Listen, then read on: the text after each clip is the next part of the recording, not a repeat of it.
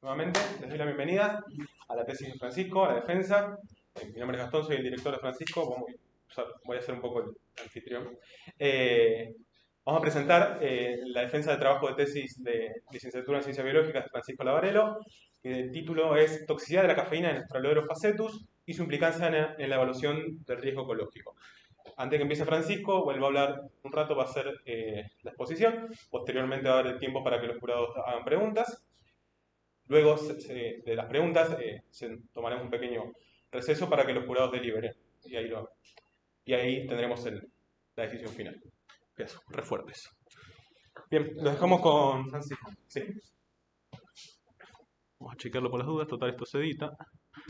Estamos grabando. Ahí estamos.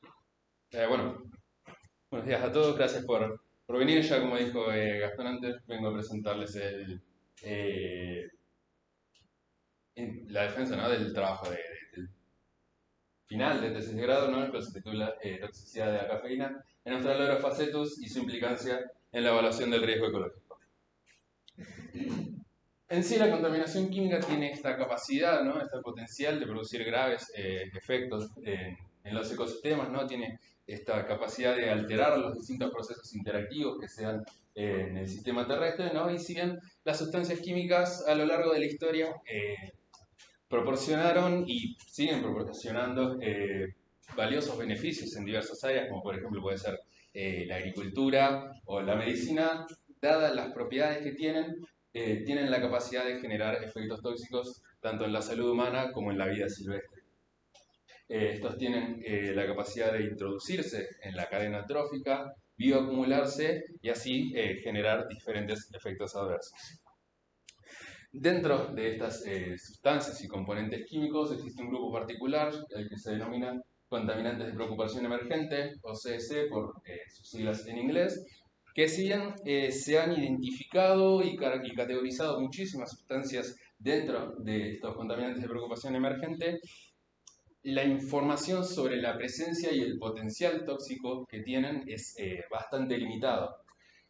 Existen dentro de este grupo diferentes compuestos como los tensioactivos, productos de cuidado personal, microplásticos, plastificantes y un grupo en particular que son los productos farmacéuticos. Los fármacos, una vez consumidos, pueden ser excretados tanto como el compuesto original como metabolitos y así llegar hasta el ambiente, por ejemplo, por medio de las aguas residuales. Y si bien se suelen encontrar en concentraciones relativamente bajas, como lo son del orden de nanogramos por litro o microgramos por litro, esa constante liberación y exposición del ambiente a estas bajas concentraciones puede aún así generar efectos adversos. En nuestro país, análisis recientes de aguas residuales demostraron la presencia de fármacos en concentraciones del rango de microgramos por litro, ¿no? Y se han observado diferentes tipos de compuestos, tales como el ibuprofeno, diclofenac, atenolol, sildenafil y el que vendría a ser el protagonista de este trabajo, como es la cafeína. La cafeína en sí es un alcaloide natural producido por varias especies de plantas, ¿no? Y es un estimulante muy utilizado en infusiones, bebidas energéticas, suplementos dietarios y productos farmacéuticos.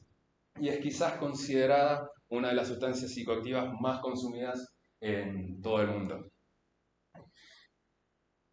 En nuestro país se han registrado concentraciones de cafeína que pueden ir del rango de 1 a 45 microgramos por litro e inclusive en registros internacionales demostraron la presencia de concentraciones que superan los 1000 microgramos por litro y la principal fuente de emisión son las aguas residuales que tienen la capacidad de que una vez que llegan al desagüe pueden llegar hasta las aguas superficiales. Otro fuente son los lodos, productos de las plantas de tratamiento, ¿no?, que son utilizados en la agricultura como fertilizantes que por medio de procesos como la escorrentilla o la lixiviación pueden llegar a aguas subterráneas, ¿no?, que pueden utilizarse como aprovisionamiento para agua potable. Otra de las fuentes puede ser directamente los desechos producidos mediante la elaboración del café. Si bien las plantas de tratamiento tienen esta capacidad de eliminar un gran porcentaje de la cafeína en agua, ¿no? Dado las altas frecuencias de detección de este compuesto, eh, esto demuestra el alto consumo que tiene, ¿no? Y la falta de un saneamiento adecuado, ¿no? Y es por esto que, dada la alta frecuencia de detección y el desconocimiento de los potenciales efectos tóxicos que tiene en los organismos, es que ha sido reconocida como un contaminante de concentración, contaminante de preocupación emergente. En sí la cafeína es una metilsantina, es una de las metilsantinas más estudiadas, tanto por sus efectos positivos como negativos, pero desde el punto de vista de los efectos negativos, se ha visto en humanos que tiene la capacidad de inhibir la enzima acetilcolinesterasa, que es una enzima muy importante que, eh, está involucrada, ¿no? En la terminación de la neurotransmisión, ¿no? Y dada su naturaleza, ¿no? De metilsantina, a la hora de su eliminación, atraviesa un metabolismo oxidativo, ¿no? Que una vez llegada, luego de pasar de trimetilsantina a dimetilsantina y a monometilsantina, una vez que llega al paso donde se involucra la santina oxidasa, eh, forma como subproductos especies reactivas de oxígeno, ¿no? Como pueden ser peróxidos o superóxidos, ¿no? Y que tienen la capacidad de producir un estrés oxidativo y un consecuente daño oxidativo en las diferentes biomoléculas. Dado este contexto, se planteó el objetivo general de este trabajo, que fue evaluar la toxicidad subletal de la cafeína en el pez Australorhofacetus y su implicancia en la evaluación del riesgo ecológico en los ecosistemas acuáticos. De allí surgieron dos objetivos particulares. Por un lado, evaluar biomarcadores de neurotoxicidad, genotoxicidad, estrés y daño oxidativo en el pez Australorhofacetus a distintas concentraciones de cafeína en condiciones controladas de laboratorio. Y el otro objetivo particular fue realizar una evaluación de riesgo ecológico a partir de los datos obtenidos en esta especie, de toxicidad de otras especies acuáticas y registros de concentraciones de cafeína obtenidos por bibliografía mediante dos enfoques. Por un lado, el de coeficientes de riesgo y por otro lado, el de distribución de sensibilidad de especies. A partir de estos objetivos se plantearon dos hipótesis de trabajo. Por un lado, el pez Australorhofacetus, de manera aguda a concentraciones de relevancia de cafeína, sufre efectos de neurotoxicidad, genotoxicidad y estrés y daño oxidativo.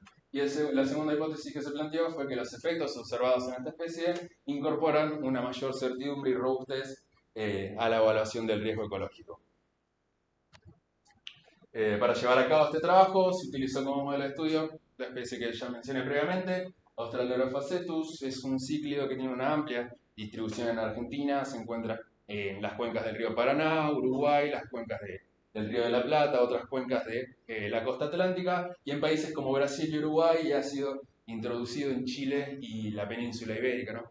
Es un pez que va a habitar una gran variedad de ambientes, principalmente estanques y arroyos, tiene un amplio espectro trófico y puede alcanzar tamaños de hasta 18-19 centímetros. Se ha visto que es de fácil mantenimiento y reproducción en condiciones controladas de laboratorio, y a su vez antecedentes han demostrado la conveniencia de la utilización de esta especie en diferentes bioensayos, dada la sensibilidad que presenta al ser una especie modelo nativa para la evaluación de efectos de sustancias potencialmente tóxicas. Para llevar a cabo los ensayos de los efectos subletales que puede llegar a producir la cafeína en esta especie, se llevó a cabo una exposición aguda a diferentes concentraciones de cafeína, y los peces obtuvieron, a partir de la cría en cautiverio, la cría en cautiverio en la estación experimental Nájera, y bueno, se llevó a cabo un ensayo de exposición en condiciones estáticas a 0,4, 4, 40 y 400 microgramos por litro de cafeína en agua de canilla declorada, y a su vez se llevó a cabo un control negativo únicamente con agua de canilla declorada. Los peces fueron expuestos a 48 horas y se expusieron 6 individuos por tratamiento. Las concentraciones que elegimos se encuentran además dentro del rango de los reportes tanto nacionales como internacionales de concentraciones de cafeína en el ambiente. Bueno, transcurridas las 48 horas, se removieron los peces del medio y en un principio se tomó una muestra de sangre que se utilizaría para evaluar los efectos de genotoxicidad y luego se tomaron los distintos tejidos para evaluar los otros efectos. Se tomó encéfalo y músculo para evaluar neurotoxicidad y branquias e hígado para evaluar los efectos de estrés y daño oxidativo. En cuanto a los biomarcadores de toxicidad, para evaluar la neurotoxicidad se realizó un análisis de la actividad de la enzima acetilcolinesterasa y se midió la actividad por medio de espectrofotometría a una longitud de onda de 405 nanómetros. En el caso del estrés oxidativo se llevó a cabo el análisis de dos enzimas, por un lado catalasa y por otro lado glutatión S-transferasa, GST, y se midieron la actividad a sus correspondientes longitudes de onda. En sí, la actividad de estas tres enzimas fue medida en nanocatales por miligramo de proteína, por lo que se realizó una cuantificación de la concentración de proteínas de los extractos a partir de, usando como referencia una curva de calibración con albúmina bovina. Por otro lado, para el caso del daño oxidativo se llevó a cabo una cuantificación de sustancias reactivas al ácido tiobarbitúrico, el TIOARS, y también se midieron por medio de espectrofotometría a una longitud de onda de 532 nanómetros. En el caso de genotoxicidad se utilizaron se realizaron dos ensayos diferentes. Por un lado, el test de micronúcleos y anormalidades nucleares, donde a partir de las muestras de sangre se contaron 2.000 eritrocitos por animal y se cuantificaron las frecuencias tanto de micronúcleos como de anormalidades nucleares. En el caso de los micronúcleos se tuvieron en cuenta todas aquellas partículas no refractarias del mismo color que el núcleo, pero de menor tamaño, de forma ovoide y con límites definidos. Y en el caso de las anormalidades nucleares se catalogaron tanto en invaginaciones como en evaginaciones. Por otro lado, en el caso del ensayo Cometa, se realizó una electroforesis de células aisladas de las muestras de sangre y las cuales fueron tenidas después con un fluoróforo, en este caso TAPI, y fueron observadas por medio de microscopía óptica de fluorescencia. En este caso, dependiendo de cuánto haya migrado el material genético, es en el tipo de daño que se va a categorizar cada una de las células que fueron identificadas, y a partir de esa categorización se calculó un índice de daño de ensayo Cometa para cada uno de los individuos. Ahora bien, en cuanto a los resultados del primer objetivo, que era el de evaluar los biomarcadores de toxicidad, en cuanto a la neurotoxicidad, en los gráficos cada barra corresponde a un tratamiento diferente. En el caso del eje Y observamos la actividad medida. En caso de neurotoxicidad, tanto para músculo como para encéfalo no se observaron diferencias significativas para los distintos tratamientos con cafeína con respecto al control negativo para la actividad de la acetilcolinesterasa, que si bien en esta especie no demostró tener efectos neurotóxicos, la cafeína sí demostró tener efectos en otras especies acuáticas. Por ejemplo, tanto en el pez dorado, Carasis auratus, como en el bivalvo Corbicula fluminea, hay concentraciones similares a las ensayadas en este trabajo, pero a tiempos de exposición mayor.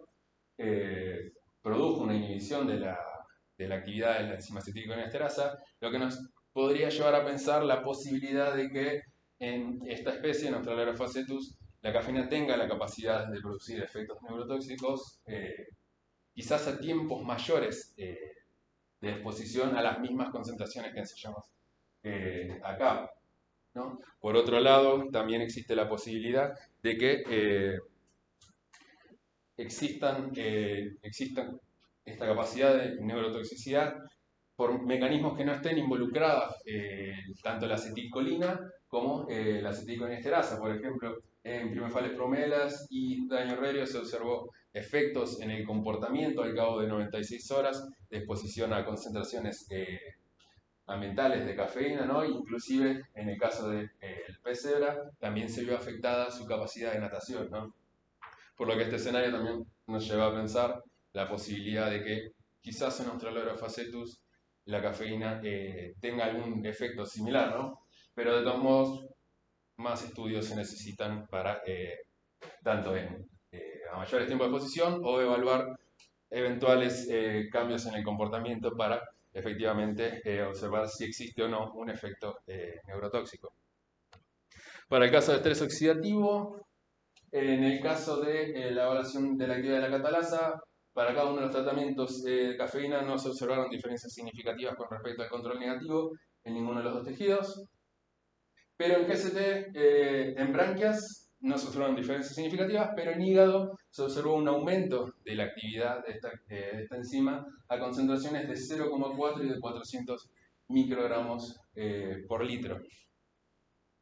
En el caso del daño oxidativo, tanto para hígado como para branquias, los niveles de TBARS no se observaron diferencias significativas al cabo de 48 horas para ninguno de los tratamientos con cafeína con respecto al control negativo. Ahora bien, en base a estos resultados, esto nos demuestra que la cafeína puede inducir la actividad de GST en hígado en Australorha facetus.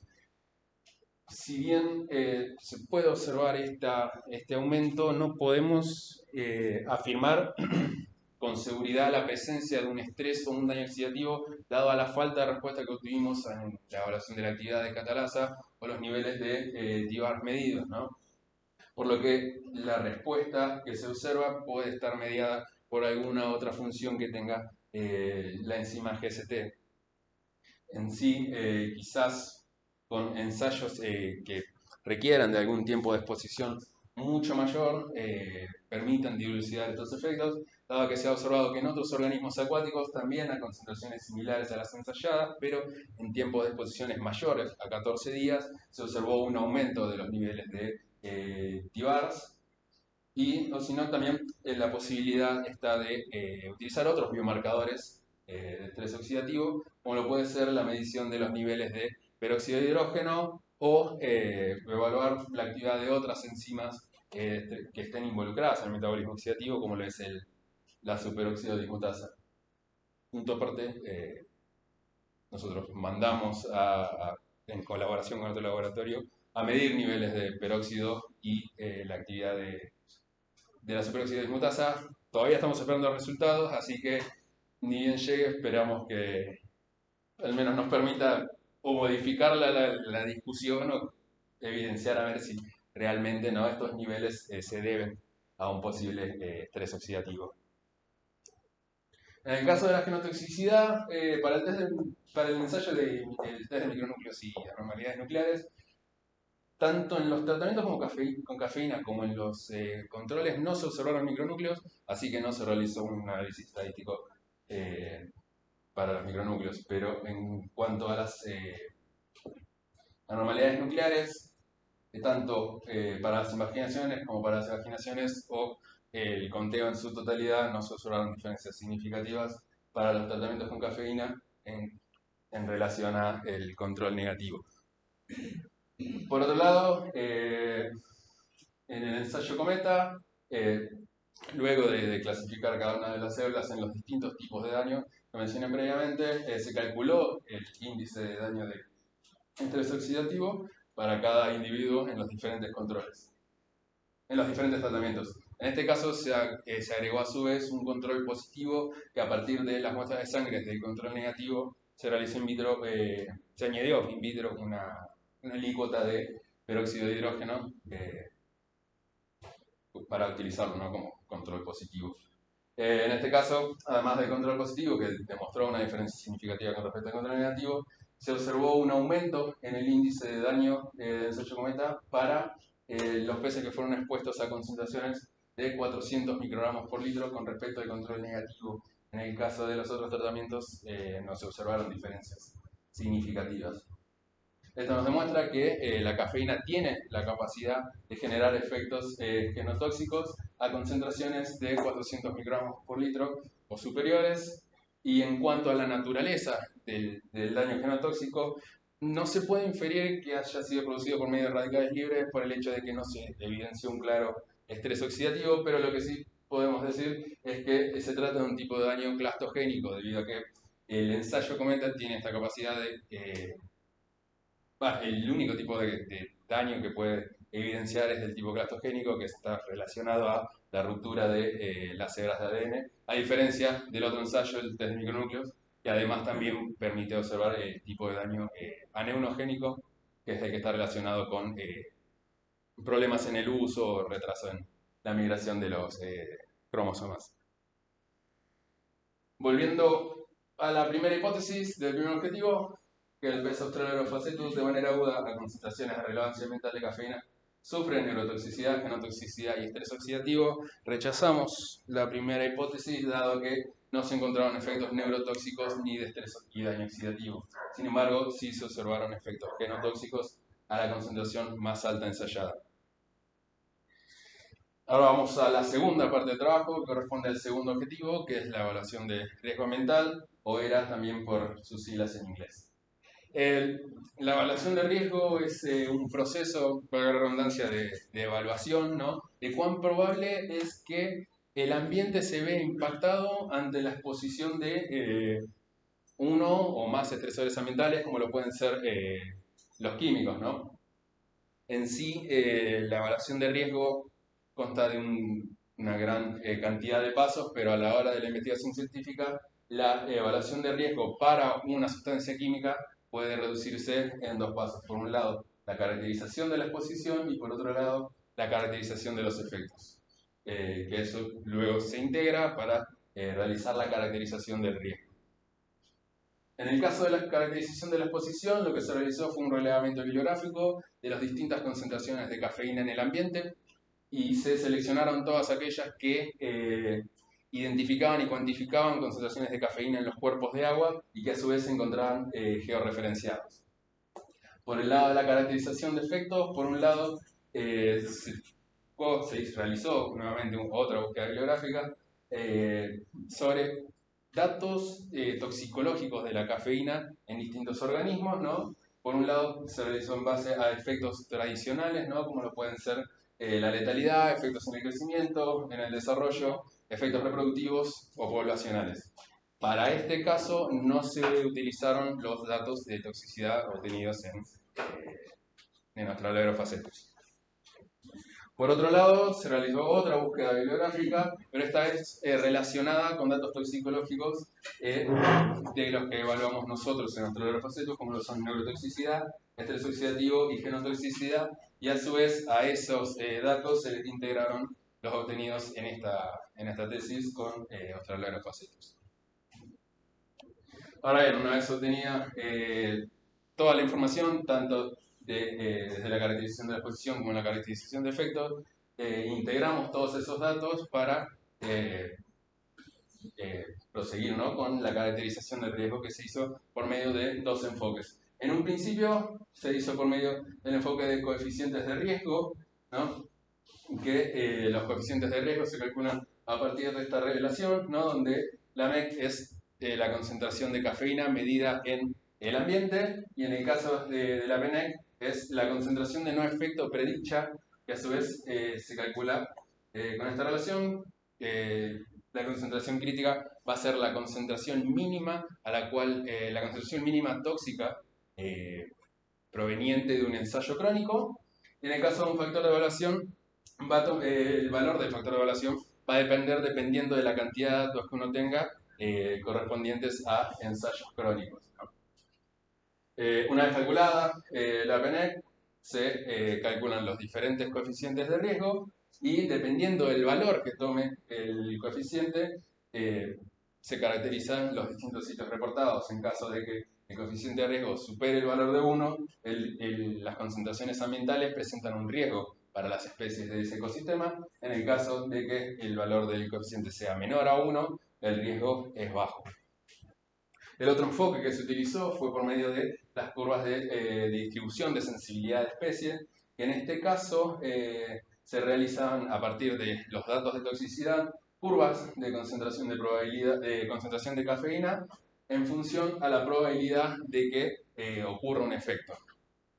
En sí, las metodologías para generar niveles guía a nivel mundial consideran que la protección de un 95% de las especies daría protección a un ecosistema teórico. Entonces, se toma, se interpola en el eje X la probabilidad acumulada del 5% para calcular el HC5 por medio de la interpolación con el eje X, ¿no? Y una vez obtenida este HC5, que es la concentración de peligrosidad del 5%, se compara con las distintas concentraciones ambientales de cafeína para evaluar si hay un riesgo o no. En todo caso de que sean mayores a este valor de corte, el riesgo que presenta el ambiente es alto para las especies. En caso de que quede por debajo del valor de corte, el riesgo es bajo. A modo de resumen, porque sé que fue mucho, por un lado se realizó un reglamento bibliográfico de las concentraciones de cafeína en los cuerpos de agua de Latinoamérica. Por otro lado se buscaron datos de efectos tradicionales, como nombré antes, y por otro lado datos de efectos subletales que están relacionados a los evaluados en esta tesis. Una vez obtenidos todos los datos, se integraron para calcular tanto coeficientes de riesgo como para hacer las curvas de sensibilidad de especies.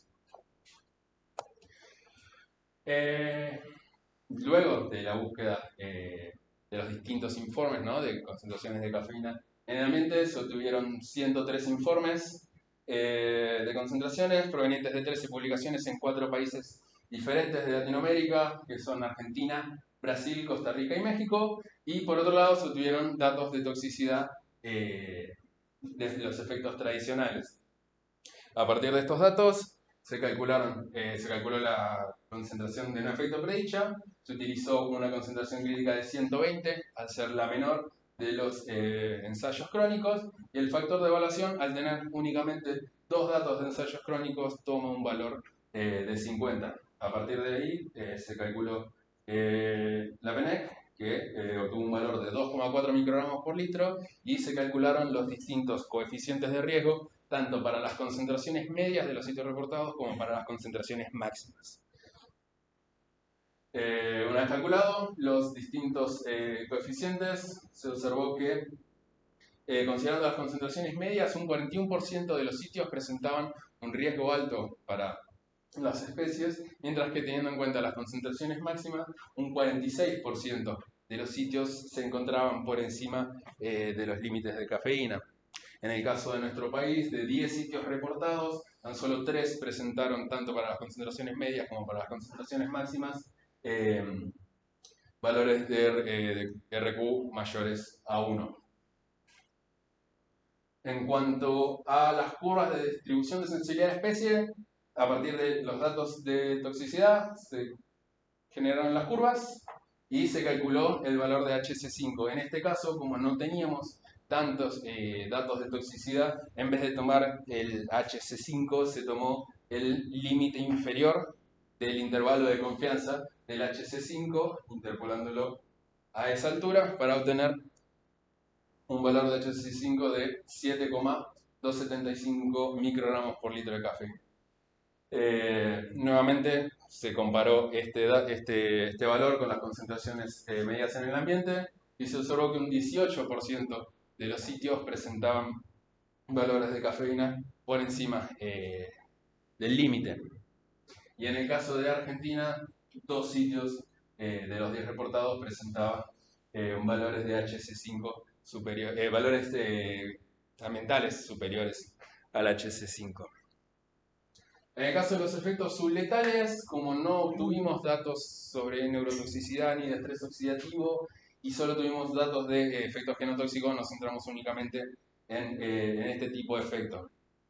El problema es que, al haber una falta de información acerca de los efectos genotóxicos de la cafeína en otras especies, no se realiza una curva de sensibilidad de especies, sino que realizamos una versión simplificada, ¿no?, del coeficiente de riesgo, al cual llamamos índice de riesgo genotóxico, que lo calculamos a partir de esta relación.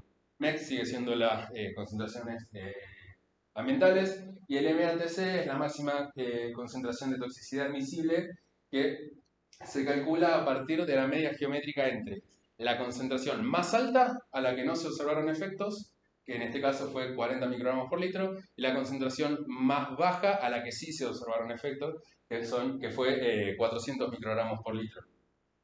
Bueno, una vez calculada el MATC, se obtuvo un valor de 126 microgramos por litro y se calcularon los distintos IRG, tanto para las concentraciones medias como para las concentraciones máximas, y se clasificaron de esta manera. En el caso de que el valor del IRG supere o sea igual a 1, el ambiente presentaba un riesgo alto para las especies. Si estaba entre 1 y 0,1, un posible riesgo, pero si el valor tomaba un valor de menor a 0,1, se consideraba que el riesgo era insignificante.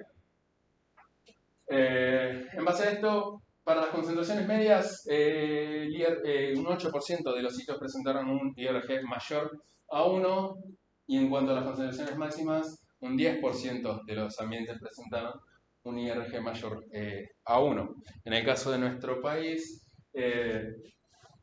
solamente se observó un sitio, se clasificó un sitio con un posible riesgo para las especies, dado que el valor de IRG se encontraba entre 1 y 0,1. Bien, en base a los tres enfoques que se utilizaron para evaluar el riesgo, se vio que para los tres existe un riesgo notorio, ¿no? En el ambiente a las concentraciones de cafeína que se reportaron, y que el riesgo puede subsistir si estas concentraciones se mantienen, ¿no? En sí, de los tres enfoques, el enfoque determinístico, el de coeficiente de riesgo basado en los efectos tradicionales, demostró ser el más protectivo con el ambiente, dado que una mayor cantidad de sitios quedaron por encima del valor de corte. Pero así todo, cada uno de estos enfoques tiene cierto grado de incertidumbre. Por ejemplo, en el caso de los coeficientes de riesgo por medio de los efectos tradicionales, el factor de evaluación, la incertidumbre está dada por medio del factor de evaluación que tomamos. En el caso de las curvas de sensibilidad, el hecho de haber tomado el límite inferior del intervalo de confianza, y los efectos subletales tampoco permitieron reducir, ¿no?, la incertidumbre de los otros enfoques. Por lo tanto, una mayor cantidad de datos toxicológicos en otras especies quizás permitan reducir esta incertidumbre, ¿no?, y incorporar una mayor robustez a los cálculos. Volviendo a la segunda hipótesis del segundo objetivo, los efectos observados en Australornis facetus incorporan una mayor certidumbre y robustez a la evaluación del riesgo ecológico. También rechazamos la segunda hipótesis, dado que en un principio solo se pudo observar un solo efecto subletal de Australornis facetus, que fue el de genotoxicidad por medio del ensayo cometa, el cual tampoco se pudo incorporar a los otros datos existentes, dada la información de toxicidad para tales efectos, ¿no? Por lo tanto, no se aportó mayor certidumbre y robustez. Unas conclusiones finales, ya para ir cerrando. En el caso de los biomarcadores, la cafeína no genera efectos neurotóxicos ni estrés oxidativo a corto plazo en la especie Australornis facetus a concentraciones menores de 400 microgramos por litro.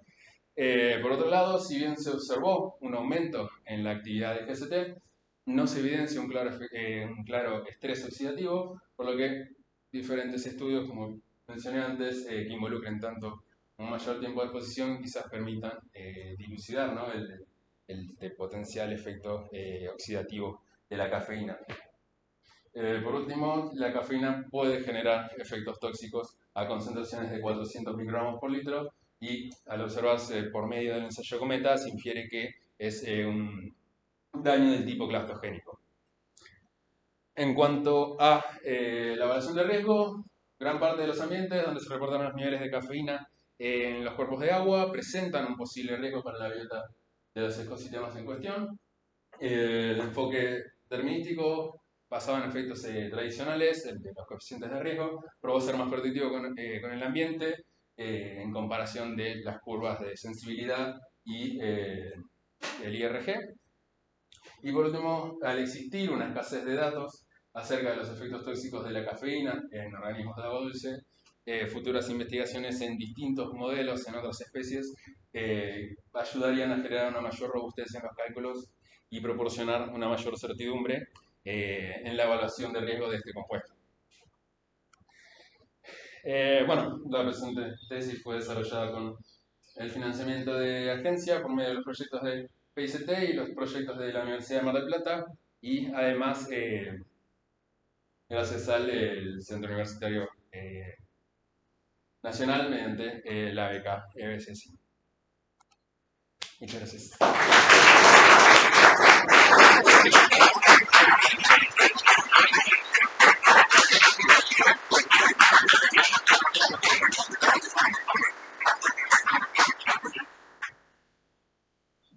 Queda Muy bien, espacio ahora para tenemos comentarios.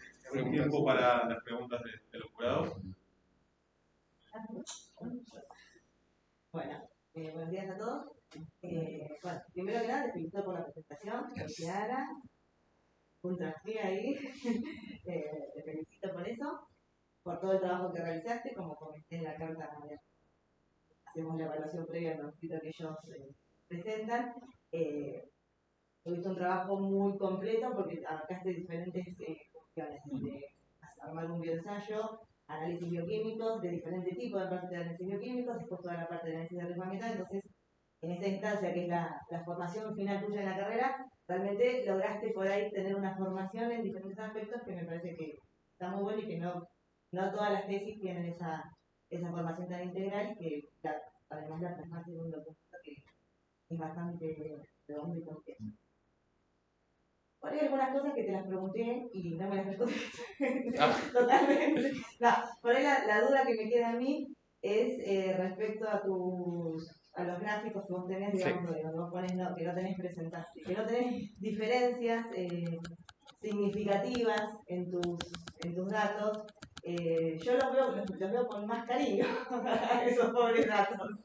Quizás lo que a mí me llamó la atención, que te lo comenté, es que vos lo que tenés es una variabilidad muy grande en algunos casos que te está de alguna forma metiendo ruido. Pensé principalmente en el control de muchos datos. Claro, pero y después hay otros que no entiendo muy bien por qué no te da la diferencia significativa, ¿no? Como que hay una cuestión que por ahí habría que ver. Seguro. Por ahí la pregunta sería, ¿qué es lo que te está generando esa variabilidad o cómo podríamos, o cuáles serían las cosas que uno tendría que mejorar en el diseño experimental, de decir, bueno, aumento el número de réplicas, ¿cómo podrías atacar esa variabilidad que es la que te está de alguna manera matando algunas tendencias que uno ve de que habría algunos efectos? Sobre todo, por ejemplo, acá, o sea, si uno saca el control positivo, en realidad uno ve que 440 y 400 sí, son bastante similares. Son bastante similares entre ellas, entonces, ¿qué factores están jugando en esto? Bueno, nosotros donde por ahí tenemos una variabilidad muy grande en el control y en los expuestos no, entonces no sé si es una cuestión de el N muestreal. Yo te pregunté por ahí también, la duda era con los individuos que tenías machos y hembras dentro de cada uno de tu set y qué efecto puede estar metiéndote que vos dentro de tu set de individuos, no tenés machos y hembras juntos, que por ahí si uno tiene un N más grande, podés separar hembras y machos y quizás esas variabilidades las podés buscar. No sé, esa es un poco la pregunta de qué te parece a vos, para que por ahí lo que escucharon digan, no digo nada, pero en realidad uno lo mira con un poco de cariño, ¿verdad? Hay algo que está diciendo que no es tan, que más de 400, que me tengo que poner más de 400 para que el bicho empiece a pasar. Sí. Algo le pareciera que le está pasando. O sea. No, sí, posiblemente sí. Quizás el hecho de haber utilizado solo 6 individuos por tratamiento tenga, ¿no? O sea, al ser un número chico, quizás el necesitar una mayor cantidad de réplicas, esa gran variación, ¿no?, que tenemos en el control se pueda reducir, ¿no? Por ahí la proporción entre machos y hembras. También la proporción entre machos y hembras, sí. En ese caso nosotros no sabemos hasta que se abre, sí. Sí. Intentamos utilizar también individuos quizás del mismo tamaño, juveniles, ¿no?, para tratar de evitar ese efecto posible, ¿no?, de la diferenciación entre machos y hembras, ¿no? En el caso de que, por ejemplo, individuos más maduros, ¿no?, que quizás se encuentren en época reproductiva, ¿no?, y ese desbalance hormonal quizás afecte, ¿no?, los ensayos. Claro, que por ahí la duda me surgió a mí, de ahí ya desconozco la parte que vos sabrás decir. Cuando yo ya puedo diferenciar entre macho y hembra, ya hay una diferencia entre esos individuos, más allá de que estén por reproducirse o no, ya están diferenciados. Entonces eso, por ahí está bueno tenerlo en cuenta en la discusión, de que dentro de tu set de organismos, tenés lo mismo que vos estudiando todos indeterminados, bueno, buenísimo, pero vos no te digo indeterminados. Cuando los haré, no. Y ahí puede estar teniendo una influencia en esa variabilidad que estás viendo. Sí, se podría quizás también, ¿no? O sea, en base, volver a buscar los datos crudos, ¿no? Y hacer quizás una regresión en cuanto a macho y hembra. Sí, aunque sean poquitos, ver si justo tenés una influencia del sexo o no. Obviamente, si vos tuvieras 12 individuos, tendés, o sea, más réplicas, o decir igual y decir, bueno, me quedo con las hembras por un lado y los machos por el otro, eso seguro. Esa era la y que yo, digamos, los miro los digo, algo están diciendo, son datos más allá de la estadística. Bueno, otra cosa también puede ser la estadística, ¿no? Estos no sé, claro. Sí no daban normalidad en los datos, usaron métodos no paramétricos, quizás claro. en eso hace que estas dos barras sean diferentes. Sí, por ahí como que hay algo hay, sí. Verlo un poquito más para ver, porque algo te están mostrando los datos más allá de la estadística cruda, dura o el dato. Y después la parte del riesgo ecológico, lo mismo, los datos se están mostrando, o sea, si bien no se pudo cumplir con esta cuestión de aportarle más robustez, con la información, digamos, disponible, vos estás viendo es que hay un lugar recurrente en Argentina que siempre está, que no sé qué lugar es, porque cerca de Chascomús. Claro, bueno. Eso también me parece algo que está bueno de destacar, más allá que no era digamos que tu objetivo era aportar robustez a la evaluación de riesgo y no analizar o hacer el análisis más profundo de la evaluación de riesgo, me imagino, pero está bueno por ahí destacar que a pesar de la falta de robustez y de que vos no pudiste cumplir con darle más robustez, digamos, a tu análisis, hay un punto que recurrentemente para esta sustancia te está dando siempre que existe. Podríamos estar en problemas. Y bueno, podéis saber eso, cuáles son las características de ese lugar, o sea, qué implicancias tiene respecto a otros que, por ejemplo, creo que siempre está tranquilo, que no tiene problemas, que no sé qué arroyo que será. Bueno, un poco eso, por ahí, parece que también está bueno hacer un análisis o profundizar, como que la suma seguramente de todo esto, pero tenés para profundizar con las características de esos ambientes y por qué hay un lugar que te está marcando siempre la lojita, ¿no? O sea, cuáles son las características que tiene Chascomús respecto al resto del lugar, ¿no? Sí, quizás es un lugar que está cerca de una planta de tratamiento, ¿no? Efluentes constantes y hay otros es lo que hace. No tenés aportes de efluentes, teniendo en cuenta lo que vos nos contaste de dónde venía la cafeína que se afecta a la sustancia. Entonces eso por ahí está bueno también que lo desarrolle. Los comentarios. Bueno, lo que puedo decir desde ya es felicitarte a ti y a tu director, realmente un bonito trabajo, no es mi temática, casi diría que aprendí más yo que vos en este aspecto, pero muy interesante, realmente se trata de esfuerzo. Ya hemos tenido una larga charla con un café de por medio, sé que prácticamente todas mis dudas fueron evacuadas. No, lo único que me gustaría es dado que se trabajó con la cafeína en particular, es decir, había posibilidad de trabajar, por ejemplo, con otra trimetizantina como es la mateína, que es de consumo extremadamente masivo en el país. O sea, ¿hay esa posibilidad? ¿No? Pues la posibilidad existe, el tema es que cuando arrancamos dentro de la búsqueda bibliográfica, antes de que se produzca todo el trabajo de la tesis, era una constante el hecho de que la cafeína estaba en el ambiente, o sea, de todos los trabajos bueno, leí que me mandaron sobre fármacos, era siempre cafeína, ibuprofeno, diclofenac, y trabajos en ibuprofeno y diclofenac, hay un montón de datos de toxicidad, y dentro de la cafeína era como la más...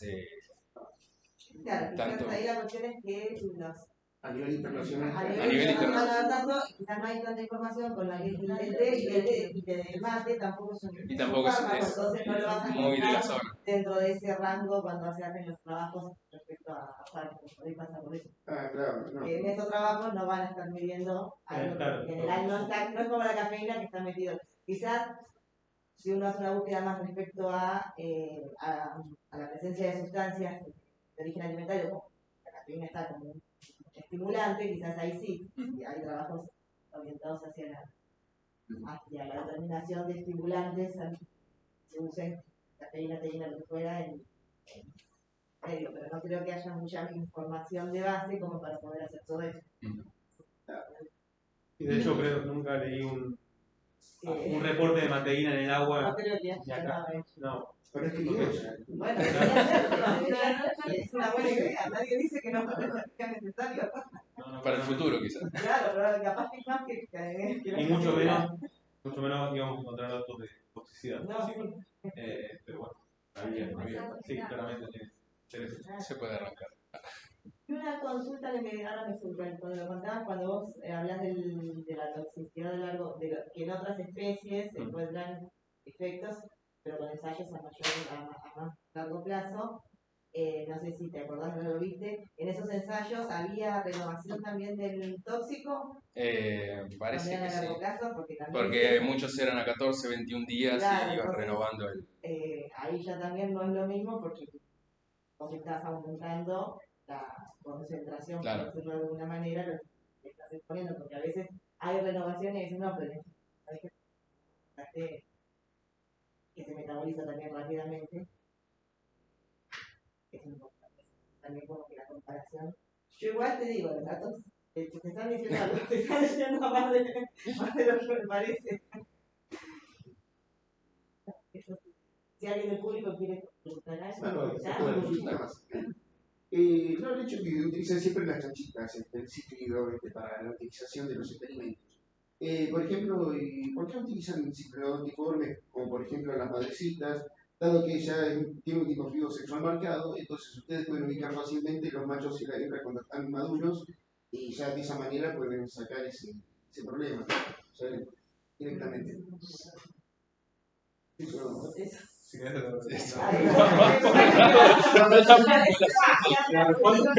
dentro del grupo usamos también, otra cuestión Loriana está usando, usamos las madrecitas, las yenicias. Lo que pasa es que en cautiverio no son tan robustas como las chanchitas, que se abarcan bastante bien. Y sí, es interesante eso que vos decís del sexo, claro. De hecho, generalmente cuando hacemos los ensayos con yenicia es solamente hembras, ¿no? Sí, usamos hembra porque Aparte de una cuestión de biomasa también. sí, la extracción de los órganos, de los tejidos, a veces son muy chiquitas, entonces las hembras como alcanzan un mayor tamaño, elegimos hembras, todas hembras también para sacar la variabilidad del sexo. Sí. Pero sí, las chanchitas. Y otra cosa que con las chanchitas, el primer trabajo que podemos hacer, criadas en cautiverio, nacidas en cautiverio. Claro. Empezamos antes siempre las proyectábamos en el campo, las aclimatamos unos meses, hasta un año, y recién las usábamos. Estas nacieron, de hecho, si bien son 2 o 3 camas diferentes, pero son todos los mismos progenitores, digamos. Entonces, intentábamos reducir un poco la variabilidad también con eso, pero... Y respecto a lo de los sexos, lo que pasa, los mismos dos datos, lo que pasa es que por ahí como en un tratamiento tenés 5 hembras y un macho. Claro, entonces, de repente, no, en el tema estadístico, no, se puede hacer una regresión o algo así. No, por eso la estadística no la podés separar, pero por ahí esa variabilidad que tenés, que en unos tenemos iguales, que en otros tenés diferentes, lo que te puede estar explicando esa variabilidad que tenés en tus datos. De hecho, no me acuerdo si lo hicimos, pero la regresión, se va a hacer una regresión con metas de clarito, que hay una relación concentración dependiente. Claro. Esas tendencias las ves que va. Claro, las ves por eso. Y por ahí también lo del cautiverio que ustedes mencionaron, que no vieron el efecto de los núcleos externos de cautiverio, también habría que pensar, no te influye, porque eso evidentemente tiene que ver con el estado de en que están los organismos de alguna manera cuando los tenés en cautiverio, de alimentación, digamos, no tienen ningún estrés, respecto a cuando uno toma animales del campo, los aclimata y hace el ensayo. Capaz que también lo que ustedes proponen, comparar la respuesta para los los núcleos, estaría bueno tener otras respuestas. Ajá. Capaz si los usaban las venían de campo, veías que estaban de una manera más alertas o más estresadas o lo que fuera. Digamos que eso mismo que ustedes proponen y pueden entrar justo en uno porque no ven diferencias basales. Entonces ustedes, en cuanto a los parámetros, no están, digamos, la basal sería el control. Claro, sí. En verdad no tenemos la comparación con otros ensayos anteriores, por Claro. ejemplo, este control negativo con otros ensayos, Claro. con otros ensayos anteriores, de otros experimentos, de ver ese valor basal si es igual o no. Claro. En micronúcleos fue muy evidente porque Sí, no se ve eso. eso es llamativo. Sí. ¿Otra pregunta? Bueno, renovamos el aplauso.